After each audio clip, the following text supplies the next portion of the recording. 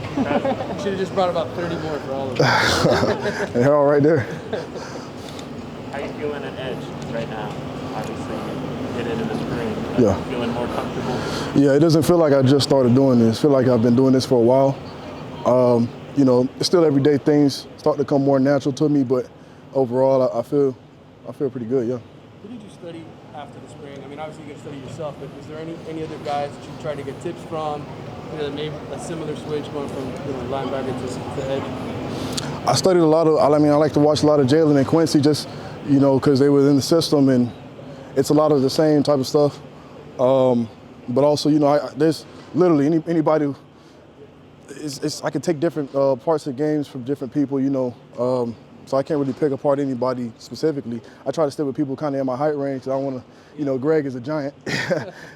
But there are still things that I could take from this game and apply to mine. It's not all about a height thing, so. Any really good advice maybe those guys gave you talking to Jalen and talking to Quincy? I got some good advice from Calais Campbell. I don't want to say too much because, people are going to see this and try to use it and do all that. I ain't going to say too much. Hey, Zach, could you tell this side how it feels? We couldn't hear one Sorry. How does it feel? We couldn't hear one word. I feel great. I feel great. The main, one of the biggest differences between like linebacker and D-line is just, you're in somebody's face all day.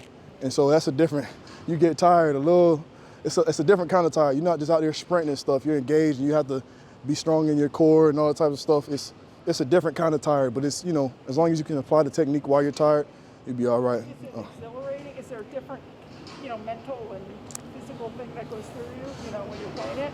I mean, it's a different kind. You could say at linebacker, you have your one-on-ones, you have those opportunities, but, really just about every play is me against a tackle or me against a tight end, and sometimes, a little double team or you get chipped or whatever, but it's like you and that man, and y'all singled out on the field. It's like you can really imagine it's a spotlight on you too. And, how that goes can determine how the defense survives and doesn't survive. To me? Yeah. Oh, D-line, no doubt. No doubt. I don't know, it's just, it seems to fit me more naturally. It's something that I love. It was my first position when I started playing. I played a lot of DN in high school.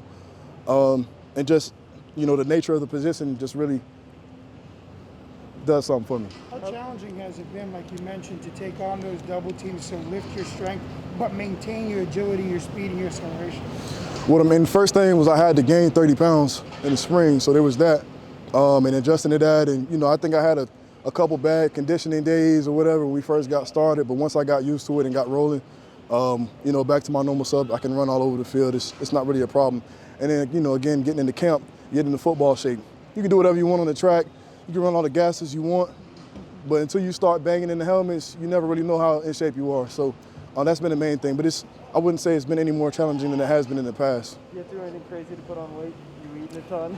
Yeah, I ate a lot. I mean, I had to. It was the first time I was really tracking everything I was eating, and they thought I was like counting calories to try and like lose weight or something like that. I'm counting calories trying to make sure I was, coming in at a certain weight every day, and also just staying really hydrated. That was the main thing. Trying to get like over a gallon of water in, but also eat 250 grams of protein a day. It was horrible when I first started. What's your weight now? 250. What was the last year? Was it like So I ended the season around 225, but I started about 230.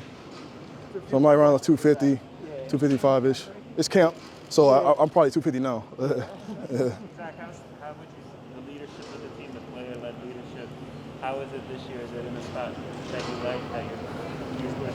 Yeah, absolutely. I think this is probably the most, not probably, but definitely the most, all-around leadership that we've had on the team since I've been here. And, I've been here about 30 years now, so, I got to see a lot. But it's not just one voice. It's just a lot of leaders. We have leaders in every position group. And when we bring the leaders together, there's no feeling like, this guy or that guy shouldn't be here. If anything, there's, a few people outside of the leadership group that I can imagine would fit with the rest. So, I'm really proud of the team and the way we're handling leadership. Zach, what's it been like having Manny as a defensive coordinator again? Guys have been mentioning how it's more serious on their P's and Q's more than they were last year. Hey, that pressure, man. Yeah, Diaz, his coaching style, you have to be, you can't have any nonsense. You can't beat yourself.